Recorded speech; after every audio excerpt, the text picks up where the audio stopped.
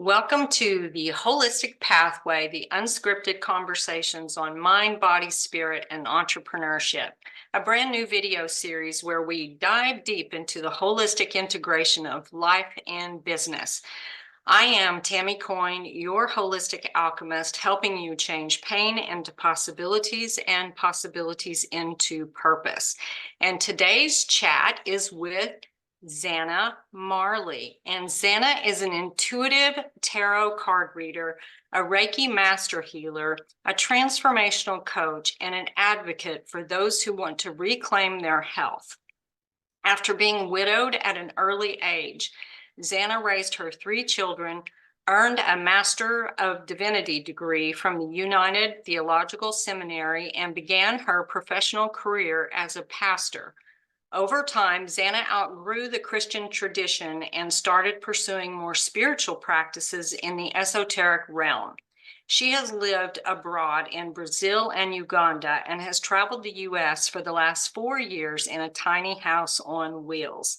Zanna's life experience has included a number of traumas, from childhood abuse to a total loss of all her belongings, including her home and vehicle, in a flood just 2 years ago. The presiding characteristic of her life has been learning how to move past trauma, going from surviving to thriving, learning and growing from those traumatic events. Zanna has subsequently developed a program for other trauma survivors called Out Unchained. This program leads female survivors of trauma to grow, transform, and step out of the chains of their past and into their brilliance. Zanna currently lives in Reno, Nevada with her husband and 2 dogs. So thank you so much for watching, and stay tuned for the conversation. How great to see you. Oh my gosh, yes. It's so funny. I think the last time I saw you was around 2020, and I think you were just about to go on the road in your tiny house or something. Yes. And I was moving back to Oklahoma, and I'm now back in Arizona. So, man, what a ride it's been since I last saw you. I know. And the most amazing thing, I was telling my husband, we met because you came to my home because I was selling a number of my books and items from my healing center. Yep. And we got to talking and became instant friends. And Yep. since then, we've been friends. I mean, we only saw each other one time in space and time. It's been amazing. It has been amazing. In fact, when yes, I bought some of your stuff and then moved back to Oklahoma. And then that was May 2020. May 2023, I moved back to Arizona and would come across different things that I had bought from your house. And just, yeah, it's like we've been traveling all over the place. And then to look at our histories, I am also one of those that seems like trauma has just been trauma loss, Right. throughout my life. So I'm so excited to hear about what you were doing for women like us. So tell me more about that. Yeah, well, one day I was feeling particularly down and looking back at things and going, well, doggone it, this just sucks. I have to carry this stuff around with me, and I want to share everything I've learned about how I got out of that stuck place. Yeah. And was inspired. And as often happens with me, I got a download. I was told exactly what experiences I should take, how I should create this process and this system to lead people into their brilliance. And it's been fabulous. I absolutely love it. And um, so the most important thing is that we don't want to trigger anybody. We don't want to relive those experiences. Sure. So we want everything to be positive and everything to be, uplifting and moving us out of that dark, dim place. So it's really important that we do that, and we keep our vibration high, and we remember what the prize is, keeping our eyes on the prize, not looking back. That is amazing. And you know, I have looked at my journey a lot as strengthening, and everything I have gone through, regardless of the pain level of what I have gone through, it has all been strengthening me for the next thing that was coming. And one of the things that I have shared with my clients and students is that storms don't stop. Like that's part of the human experience, right? It's like they really don't stop. And if you think by doing a lot of healing and a lot of work on your spiritual path that all of a sudden things are going to be sunshine, rainbows, and unicorns, it isn't. At least that's been my experience. And what I have also found is that what has happened, though, is the more that I heal, when a storm happens, I have more advanced tools to help me through that storm. And Yes, I'm now not carrying all of that load from the past too. So I it's agree. quite a journey. So golly, yeah. So you went from, if I remember right, well, you've been all over the place because I know you were in New Mexico for a while, right? And That was then, the last place we were in when we left and came to Reno. Right. yeah. So how are you liking it in Reno? I love it in Reno. The people here are really amazing. I feel so welcomed and they're very inviting and they're really genuine and authentic. That is not a knock on anybody else or any other place. I'm Yeah, just sharing my experience of right now here in Reno. yeah, But I wanted to, if you don't mind, I want to step back just a moment, sure. something that you were talking about. So this morning, as I was making my breakfast and thinking about how excited I was to do this today, I realized that one of the things we don't talk about or think about, but I really think it's important to remember, is that we who have had many life experiences that are challenging, Yeah. truly challenging, um, if we can look at ourselves as miraculous warriors, and Mhm. we are called into these kind of traumas and challenges. A Yeah. lot of people don't want to hear that, but I'm here to tell you the reason you have experienced it is because you have something special inside of you Mhm. that can figure it out, that can lead others. And so this is a part of our purpose and part of our mission. And I think it's through these challenges, um, and all of these monsters that we've slain, that we start to realize, yeah, this is okay. I'm Yeah. learning how to do it. I know how to help other people do it. And my gosh, maybe that's what my calling is. Even if it's not in a formal way, we all can help each other. We listen to our sisters and our brothers. We hear their stories. We put our arms around them and we can share what's happened to us and help them through it. But I think we are uniquely called into these challenges so we can work our way out, Mhm. figure our way out, and help other people. Well, And a hundred percent. Yeah, absolutely. there are people who are still kind of stuck, and there might be people who are hearing this who are going, that is just BS. I don't want to hear it. This life is really hard. I'm challenging you. I'm saying you are a divine creature. You're Yeah. given these amazing things inside of you that you may not yet be aware of, but are there to help you and to help others. So please love yourself. Love yourself through all of these moments because you're special. And these are special moments. Hard, difficult, can't sleep. Sometimes you can barely breathe, but I'm telling you, there's some amazing thing, some amazing key, some amazing, wonderful thing in the midst of it. 100%. That was exactly what my point was around strengthening.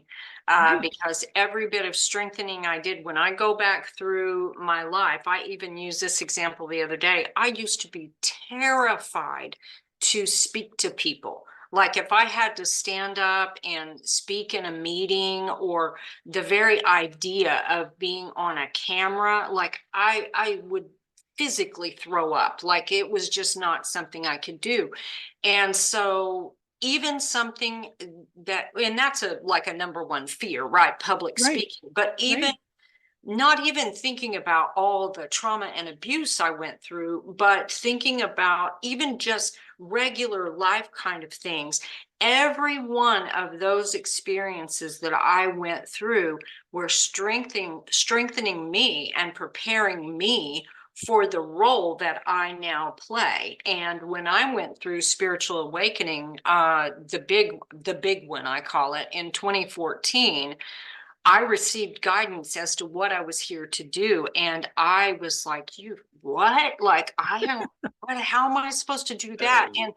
And it was so clear, but so cryptic. Like I'd never been an entrepreneur. I didn't know how to do that. I had never been a coach. I didn't, I mean, and yet I had, you know what I mean? I have a master's in counseling. I've helped people since I was a child. I've always known that I was supposed to help people.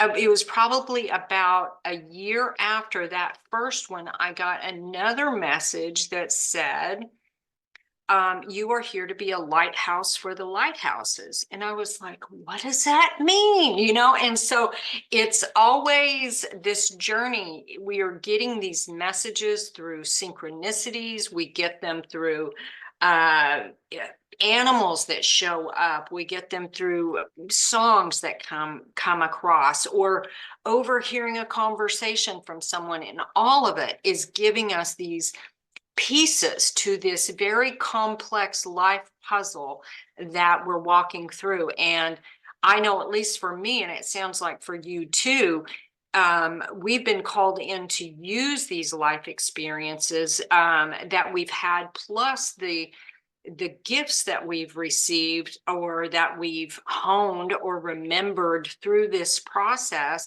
to be able to help other people who maybe haven't, who maybe two steps back on the journey from where we are. Maybe we've already walked through that part, and to help them get to the other side of it. And I think what you've said is so perfect, because one of the roles that we play is to reminding people of their value, reminding people of their divinity, reminding people of just how that there is another side, that you take a step, and even though it feels like you are, stepping into the abyss and there's nothing there to catch you, there really is another side to that. Yeah. Yes, It's amazing. absolutely. And all of us seem to have, we have a similar, not all of us, let me be clear. I've done some videos on, betrayal and things on the path where you need to use a lot of discernment. But a lot of us who are here to use what we've walked through to be able to help people often have very similar messages, but because we have a very unique story, I believe that our voices are particularly tuned, so the people that need our particular help can hear the message from us, and they might not hear it from the 10 other people they heard it from. I agree. I totally agree. Yeah. It's like when your mother tells you something and she tells you and tells you and tells you, and you don't believe her or don't listen to her, but let the neighbor tell you, and all of a sudden it clicks, right? It's the same sort of thing. Yes. Same sort of thing. Yeah. Whose voice resonates with us, whose story resonates with us, whose face resonates with us. Absolutely. And so, yeah, I agree. And, this is this cosmic unfolding that's happening, and so many people just waking up and being shaken. Many people are fearful right now because they feel the shaking, and it's so counterintuitive, or not something they're used to, and it's really making them quake in their boots. I want to tell you, we are all here in this absolutely perfect moment to be here for each other. So do not be afraid, because there are so many of us here, billions and billions of us here, and we're all here in this moment. to be here in this moment, to be Yeah. here for each other. And that's the glory of this moment and of sharing with other people. And I'm so excited because I cannot see the future. Every now and then I get a glimpse, but I know I feel the future and I feel the positivity of it. And I feel the love and I feel the feminine divine, descending and just enveloping the world. And it feels so good. And it feels so good to know that there are new people, many, many, many new people who are coming into the realm with us. And I say, let's hold hands, let's link arms, Yeah. let's be here for each other. Well, that's so true. I stopped watching news in 1995. I had friends killed in the Oklahoma City bombing, and at that time, I found myself glued to the TV, like constantly over and over and over again. And the event was so painful for the entire state, for my family. I had been a federal employee. I'd been in the building so many times. I had such a strong connection to that whole event. And I made a decision in 1995 to stop watching the news. And I never watched it really again until my children were facing another devastating thing on May 3rd, 1999. We were nearly killed in the May 3rd F5 tornado that went through Oh Oklahoma. my. So I watched news that day only because I had received a phone call from my first mother-in-law who said, "Are you watching the news?" And I said, "No." And she said, "You need to turn it on right now." And I said, "Okay." So the point I make is that so many people are caught up in the narrative of what's going on, like either from the news or from the newspaper, or they see it in social media, and everything feels so dark and so heavy. Not that those things aren't going through, but it is a reminder that just like with the seasons, there are things that come in to clear things away. There are things that Absolutely. come in to stir things up, Stir to it up. clear things away, so that it's like the ocean, turning over. It's like the winter coming. It is a death of sorts of these different things that have been. And it's this pendulum swing that happens, that you go often from one extreme to the other. It can be even something like learning boundaries, whatever it is, you have to go from one extreme to the other to balance back out into the middle again.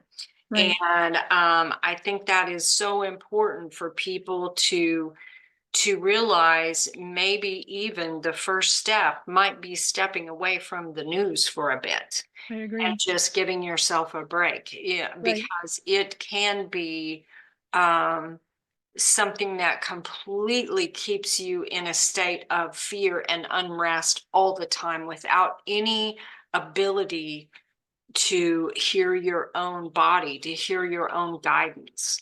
Right. I And agree. yeah, And it's such an important thing. and there are a lot of people also who are simply feeling it. Yeah, Um, I know a lot of people who do not engage with the news, but they sense it, they feel it, and they're confused. yeah. And so they want answers, and then they'll get pulled back in to try to find out why, and the why is unimportant. Mhm. The most important thing is to ground yourself, balance yourself, find other people you can link arms with, and grow from together, learn Yeah. from each other. 100%. And that, I think, was part of the inspiration for this. As I shared with you right before we started recording, this idea, which I know was spirit directed, came when I was having lunch with a classmate, and we had just an amazing conversation that covered mind, body, spirit, and entrepreneurship. Like, we just ran the gamut of the things. And I Right. thought, wow, I really feel like other people could benefit from the things that we talked about in that conversation. And from there, I made a post on Facebook to see if anyone else would enjoy coming on and having a conversation with me. And the idea is that the two of us get value from it, and then whoever is watching may get value from us, and we may be offering something that's exactly what they're looking for right I now. agree. I And agree. so I'm It's just exciting. really excited because, sometimes we have this desire to make a difference in the world, but we don't know what does that actually mean. And it feels like such a daunting task when we think of how can I fix the world, or how can I do these things? And what I have found is that focusing on what I can do. So what I can do is I can live my life in a certain way that makes an impact on everyone that I encounter. And then maybe I work with one person or a small group of people, and I help them and help make a difference in their life. And what they learn then impacts people that they reach. And that is, for me, the ripple starts with me, and then it begins to ripple out to everyone I come in contact with. And I feel like if we instead of looking at the whole world thinking, oh my gosh, how do I do that, start with us and say, okay, what can I do for me that will then impact the people around me, and do it from a pure heart and from a place of kindness and love and making a difference. Now, again, I also don't believe everything is kumbaya. As we've talked about, we have a really tough life, and sometimes shit happens. Sometimes things happen.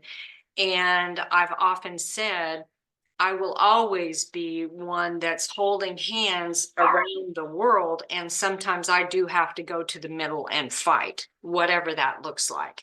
And it's a challenging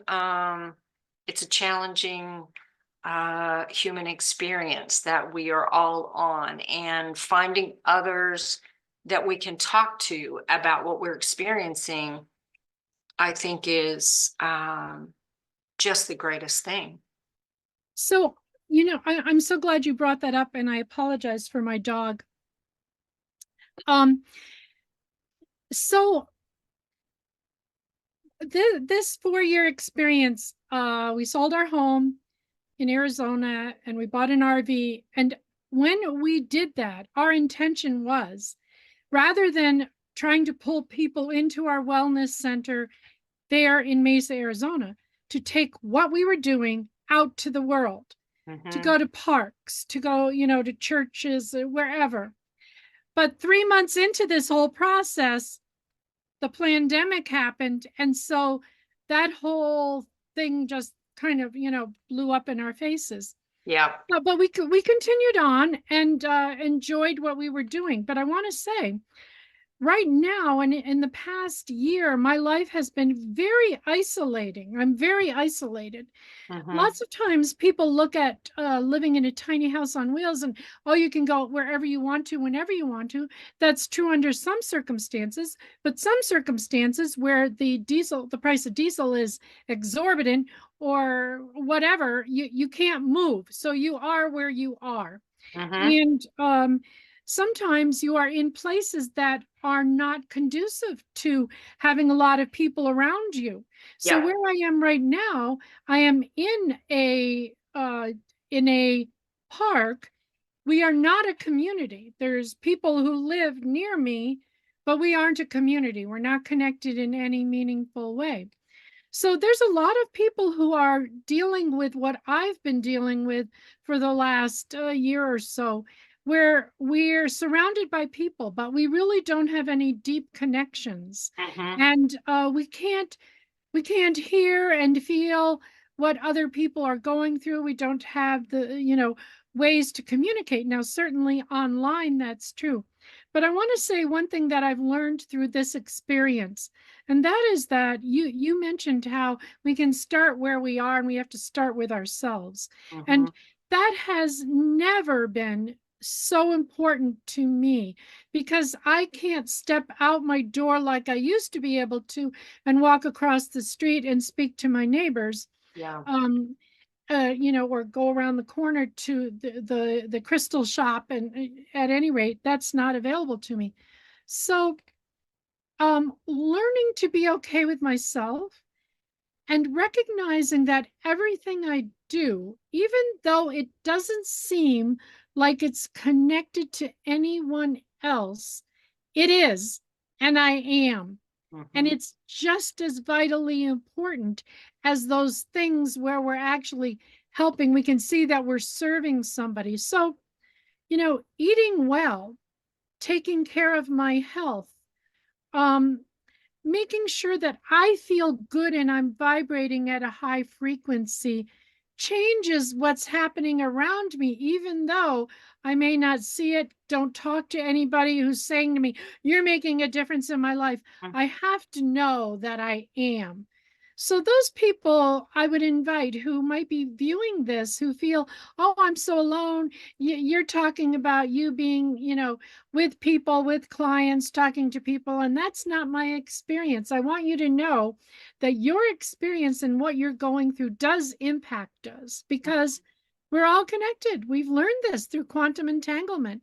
Yeah. Everything I'm doing is impacting you, and everything you're doing is impacting me and all those around us. So let's be mindful of how we're caring for ourselves, the language we speak to ourselves, what vibe we have, what our frequency is, and find those things, because they're so available now, to help us stay at that high frequency and help ourselves. We don't need to go to a therapist any longer. You do not need to come to me to heal yourself. Oh my God. Y'all can heal yourself. Find the way and do it. And by healing yourself, you're helping all of us to heal the world and heal each other. And so that's my invitation to you. Well, I think that's a great point. And, looking back over the journey that I have walked, a whole lot of it has been very isolating, from the time I was a small child, because there was again a lot of trauma and abuse in my life, and there wasn't anyone that I was able to talk to about any of those things. So it was very isolating. I looked like I was living one life. I was living a completely different life at home and inside.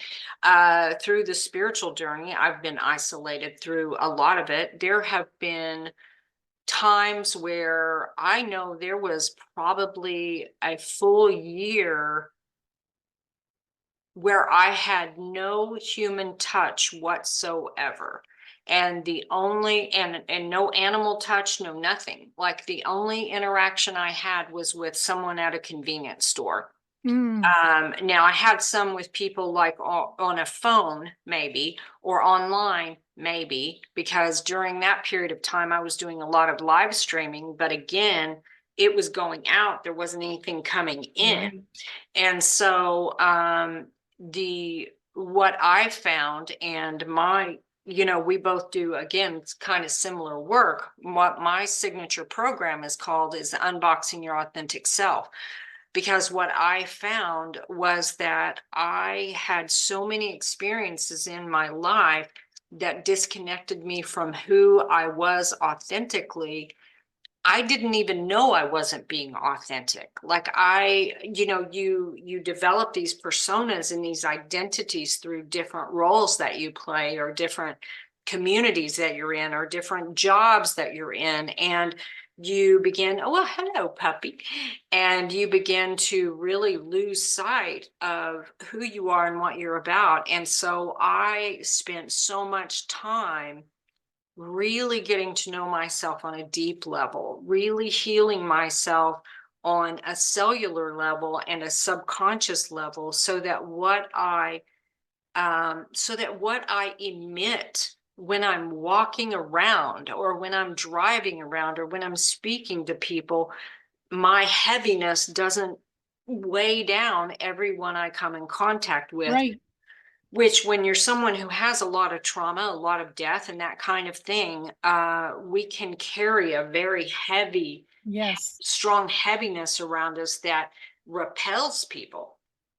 And when the thing that we want the most is connection, Right. and what it actually does is push people away. And that was such an interesting thing to understand, that if I started with me and began to look at what can I do for me, what kinds of things are calling out to me to get my attention. And that's another part of what I do with people, is helping them understand the signals that they are getting from their life, from their body, that's showing them exactly what they need to focus on in order to do the healing that they need to do for themselves. Right. Yeah. And that's a hard place to no. It's difficult to start when you don't know what the signs are, what the signals are, what, Right. what does this really mean?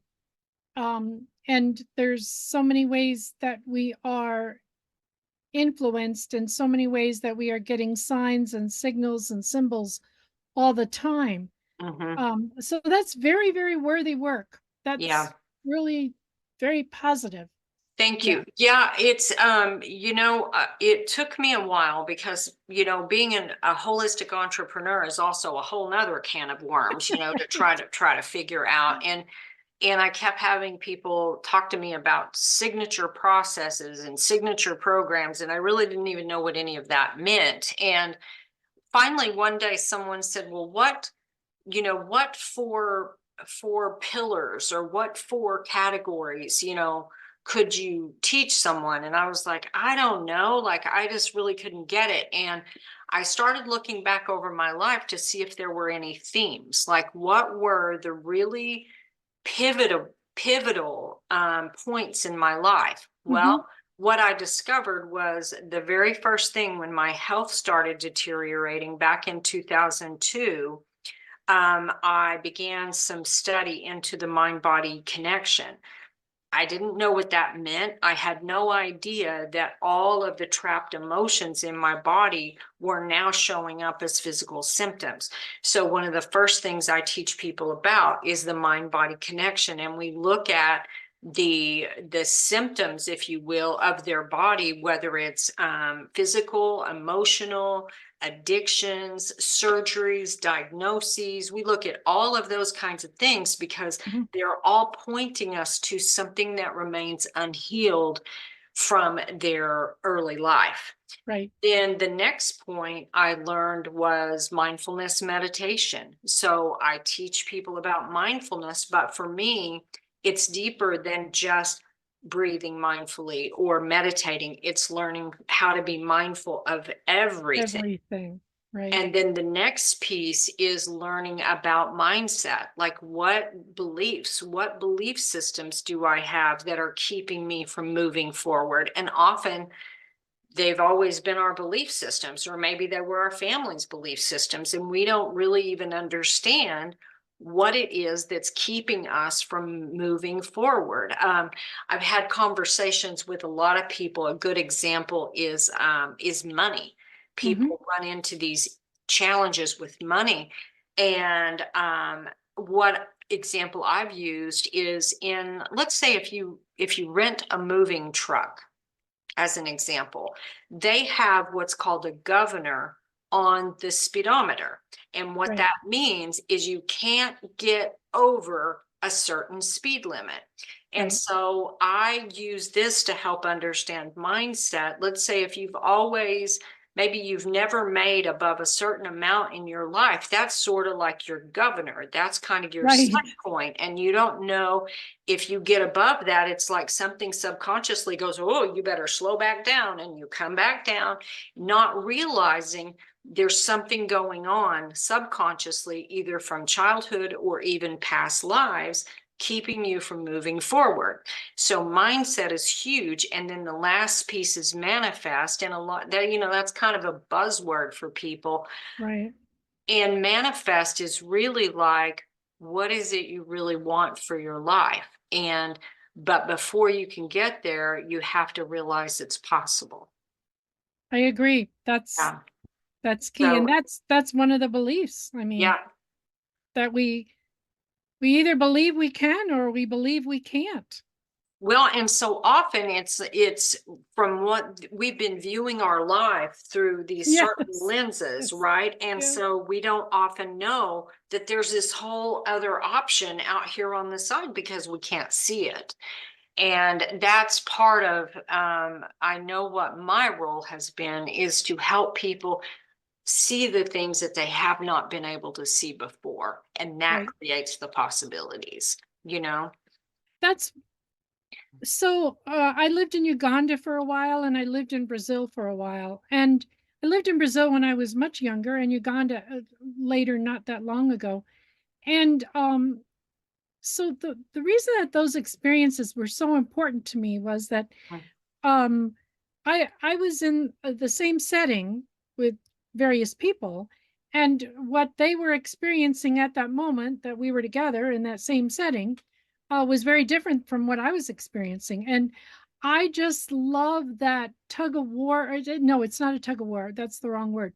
That um, being in space with somebody who we can look at the same sunset and they can tell me what they're seeing, and I love how it informs me and it makes me go, wow, so you see it that way and I see it this way. So it expands my understanding of possibilities and opportunities, and then it broadens what I understand as possible. And 100%. that has been so unique.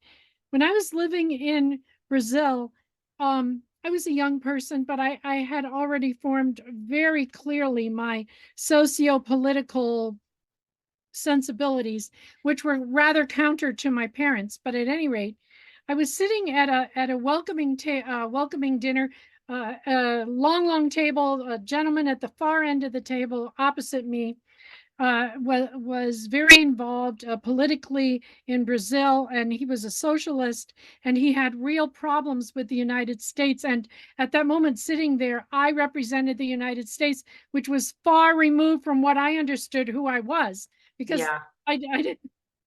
That's not what I was there doing. But at any rate, he saw me as the United States, and so we had this very deep conversation where he was saying, well, what about the way you do this and the way you do that and the way you, and I just it opened my mind up so much and helped me so much to understand the healing that needs to take place between people. And Mhm. that's when I started getting involved in mediation and conflict resolution and helping people to see we are the same. I Yeah. am you, you are me. There is no victim, we're all victims. There is no offender, we're all offenders. And bridging that gap. So my early work in my career was doing that conflict resolution.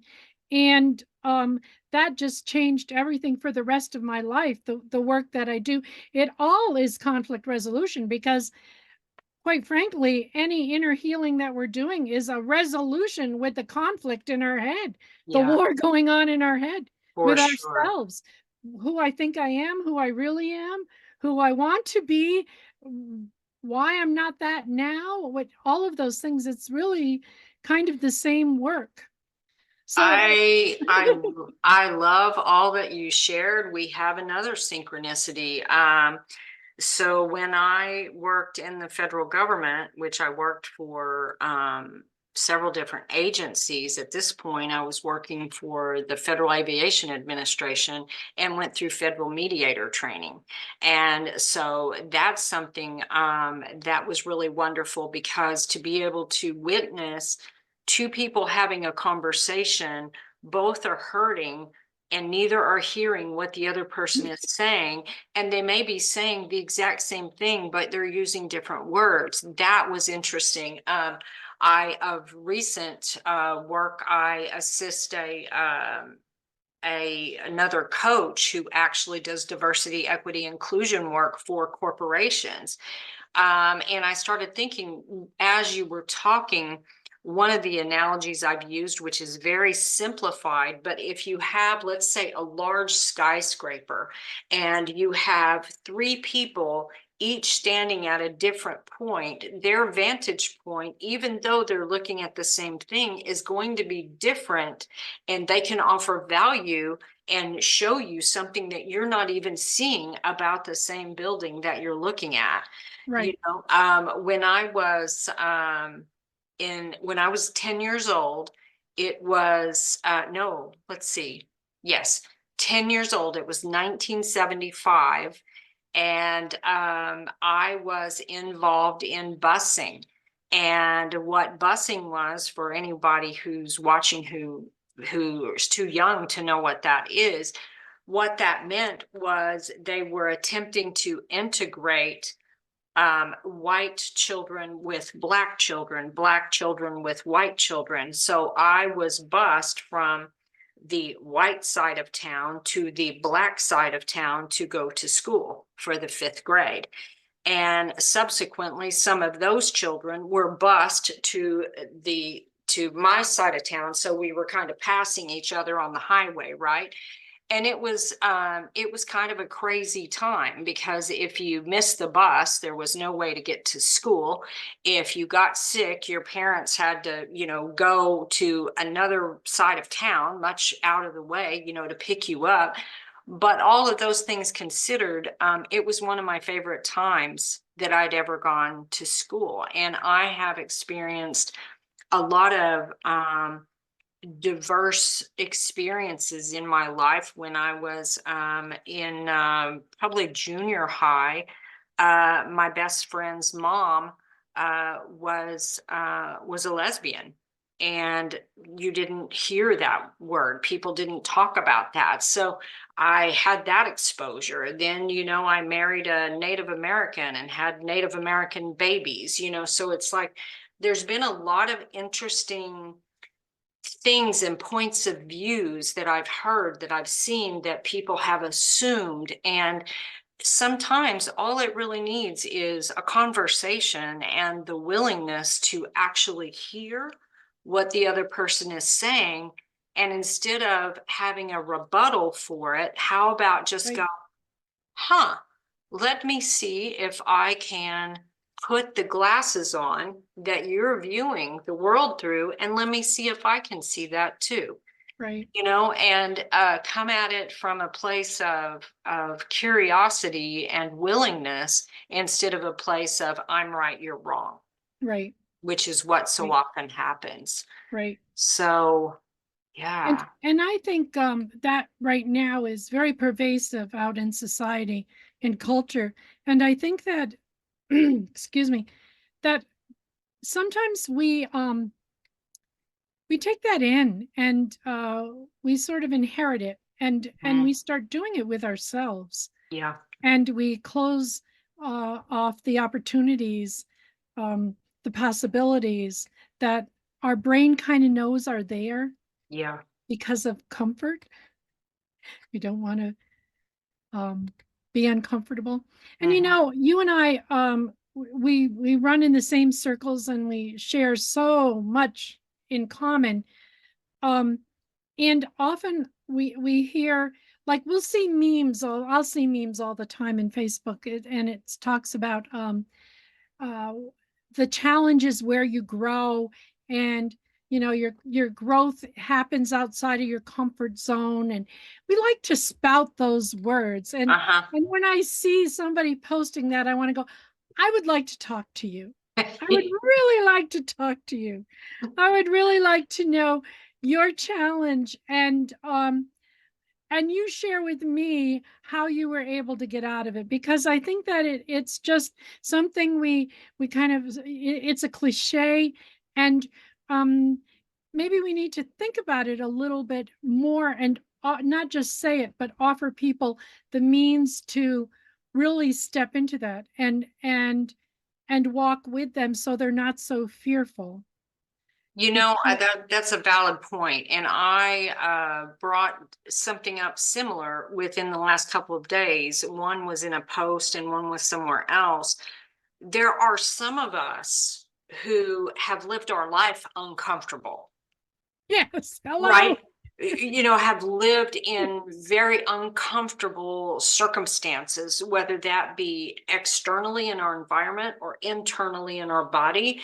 And so I'm getting a lot of spirit kid confirmation right now about that. But so for me, getting out of my comfort zone meant learning to be comfortable, or learning to be comforted, or learning to receive.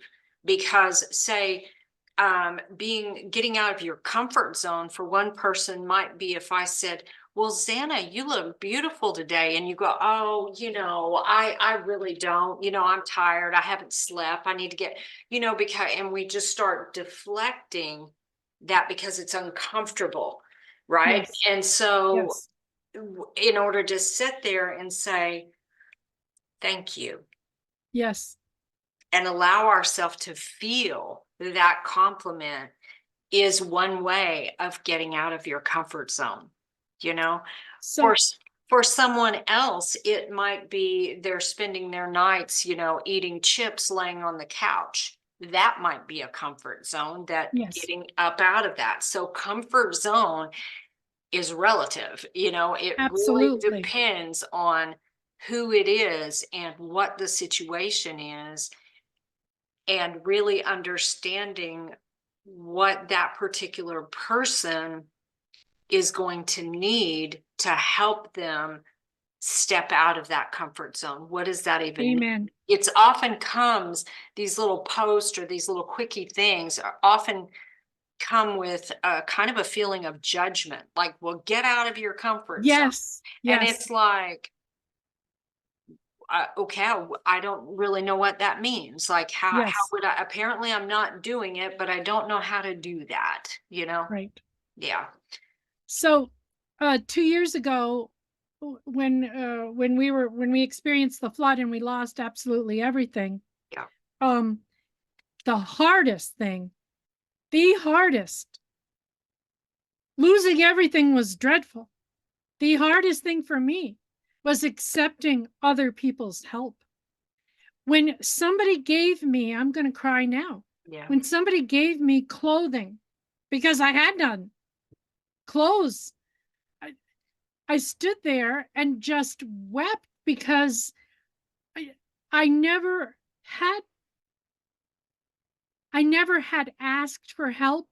yeah. Boy, there's a whole lot of times I really needed it, but I didn't know how to accept it. And my husband was so instrumental in helping me to walk through that door, getting out of that comfort zone. So you see, comfort, isn't it funny what's comfortable and what we consider comfortable and uncomfortable? It was the Absolutely. most uncomfortable thing to be in that store and for that woman to place that in my hand. And I said, how much is that? I don't know why I asked that, because I didn't have any money, but because that's how I've always been in the world. And she said, no, darling, this is for you. Or one night we were in a restaurant and the woman came over and said, and gave us the receipt for the bill, and it had been paid, and it was quite a bit of money. And it was some people on the far side of the restaurant who somehow heard that we had lost everything. I don't know how they found out. We never spoke with them. I don't know, but they paid for our dinner. Hmm. Um, yeah, comfort zone is not two words that have little meaning. It's very, very deep. It's a very deep subject, a very deep well. And let's offer people a way to think about it, or a way to get out, or something more than just a meme that's put up there to make you feel badly, because you cannot get off the couch and out of that bag of chips, Hmm. because you can't, because you just absolutely can't. Been there, done that, can't do it, can't do it, can't And imagine doing it. You want to do it, and then sometimes you don't even want to do it. for sure, I have a little example that may resonate because, what you've gone through. Um, to be able to experience that and recognize for yourself that it is okay for me to receive, is very different than feeling like you are entitled to receive. These are also very different. There was a small version. I went through, this was probably 2017, I suspect. I was sitting in a house waiting for it to foreclose. There was no furniture. There was no anything. I had a few boxes left. That was it. And I was just sitting there waiting. And I had somehow managed to get about, I don't know, $3 or $4 together. And I went to McDonald's at that time to get something to eat. Well, to back up, about a week before that, I had learned about what's called the law of receptivity. I didn't know what that meant, didn't know what it was. And basically, I started becoming mindful of how often in my life I said, no, thank you. No, thank you. Without even knowing any details, no, thank you. No, thank you. Whether it was a compliment, no, thank you. Whether it was someone buying my meal, no, thank you. Whatever it was, there was this thing in my head about being obligated. Yeah, don't want to feel obligated, or I don't feel worthy of receiving, whatever it was. So I started, and at that point, I was in 7-Eleven pretty regular at that time. And I would go in and they would say, would you like a receipt? And I would say, no, thank you. So this particular week, I said, thank you. And I took the receipt. They said, would you like a cup holder? And I said, thank you. And I took the cup holder. By the end of the week, I had so many damn receipts and cup holders, I didn't know what to do, but I was learning, right? I was learning how to do that. So fast forward to the day that I'm talking about, I was in line at the McDonald's. I order my food, and I want to say it was like $3 and something or whatever. I get to the window to pay, and the woman says, oh, the person ahead of you paid for your food. And I immediately felt panic. I felt panic. I felt guilty. I felt like, oh my gosh, I don't have enough money to pay for the person behind me. I'm just in a complete meltdown in the drive-through. And at that moment, I remembered I had been practicing the law of receptivity. And I've mentioned this before. I held out my hands and I said, thank you. I am open to receive. And tears just fell out of my eyes, because it was in that moment that I realized that it was okay for me to accept a kindness from someone I didn't even know. And it didn't mean that I had to repay it in that second. It meant that I repaid it sometime before, or I would repay it sometime in the future. And recognizing that it was okay for me to accept such a gift from someone. And that, for so many of us that have walked a life that has not been comforting, has not been comfortable, there are things like that are how you learn to get out of your comfort zone, by learning how to receive. Right. And as you were telling that story, I was reminded that a lot of it also, in my case, was, and I can't get too deep into it because we don't have a whole lot of time, but when you're in an abusive situation, and you learn that it's set up to sound like you're giving, but they're taking. Yeah. And or anything that you're given has a price. That's right. There's a price tag. There's an attachment to it, and you're going to pay a price. And sometimes it's deadly, and sometimes it is manageable. And so there's also that. So, our abuse and the triggers from our abuse and what we learn from our abuse, I'm discovering with age, I'm just finding it in all of these little little what seem insignificant moments in my life. Oh, there it is again. Oh, I see it. Now I recognize it. Now I know what it is. And I go, oh, there it is again. It's like seeing a yellow butterfly again. Oh, I saw it again tomorrow. I saw it yesterday. Oh, I saw it again today. Yeah. And being able to recognize and say, yep, there it is. That is so incredible. And I hope everybody can get to that place where you're observing it, you're watching yourself see it, and you're okay with it. And you say, So thank you for my life and move on. what you've said is exactly, it exactly pinpoints what I was talking about when I teach mindfulness, Yes. about the observation part. And Yes. when I said, when you don't want to feel obligated, you touched on exactly the reasons why. When you've been in situations to where you realize accepting something meant something else, there was Yes. something else going to be taken from you later on, you get to where it is difficult for you to accept anything because of that. So that is excellent. Well, this has been amazing. Yes. Yes. Yes. I love it. Amazing. Yes. Thank you so much for coming on Thank with you for me asking me. today. This is just, oh, what a blessing.